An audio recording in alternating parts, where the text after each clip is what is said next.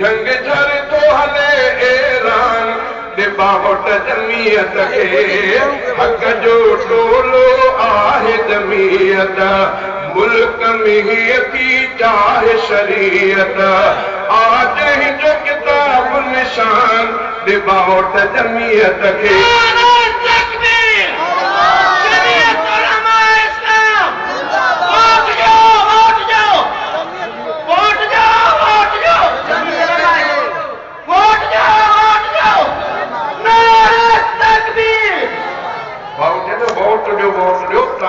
जमीयत उलमा के वोट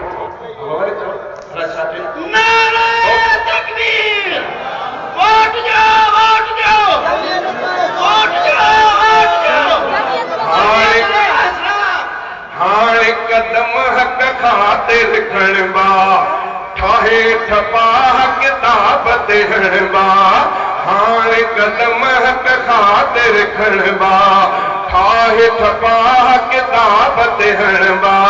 सब चवन ता पोला जवान सब चवन ता पोला जवान दिबावट थोड़ा छो दिबावट सब चवन ता पोला जवान दिबावट जमीयत के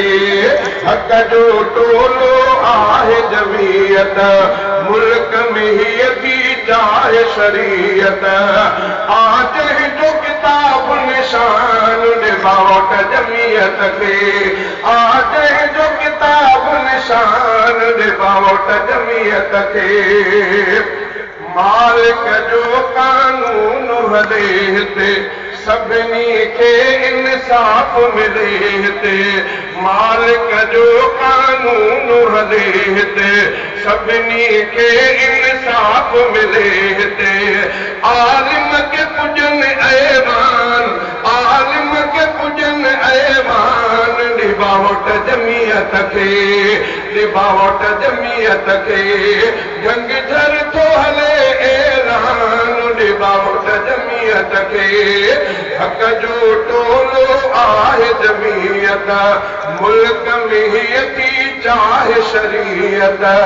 आज ही जो किताब निशान आज ही जो किताब निशान बावट जमीयत के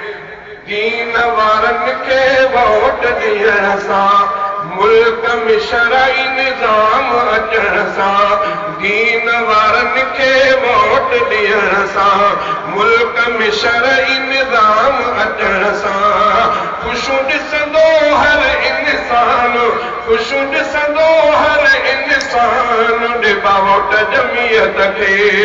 हक जो टोलो आहे जमीयत मुल्क में ही थी चाहे शरीयत आज ही जो किताब निशान तकबीर जमीयत उलमा इस्लाम होगा कामयाब अब होगा कामयाब नारे तकबीर अब होगा कामयाब जमीयत उलमा इस्लाम जंग झर तो हले ऐलान बावट जमीयत के हक जो टोलो आहे जमीयत मुल्क में ही थी चाहे शरीयत आज ही जो किताब निशान बावट जमीयत के सबके कौम आज़मायो आहे अमन सुकून मिलो पर नाहे सबके कौम आज़मायो आहे अमन सुकून मिलो पर नाहे ॾिसे अमन ही पाकिस्तान ॾिसे अमन ही पाकिस्तान बावट जमीयत के हक जो टोलो आहे जमीयत मुल्क में ही थी चाहे शरीयत आज ही जो किताब निशान बावट जमीयत के साथ सजन सन निभाईंदासीं पेरन पंहिंजा हटाईंदासीं साथ सजन सन निभाईंदासीं पेरन पंहिंजा हटाईंदासीं अॻियूं ठहंदो असांजो जहान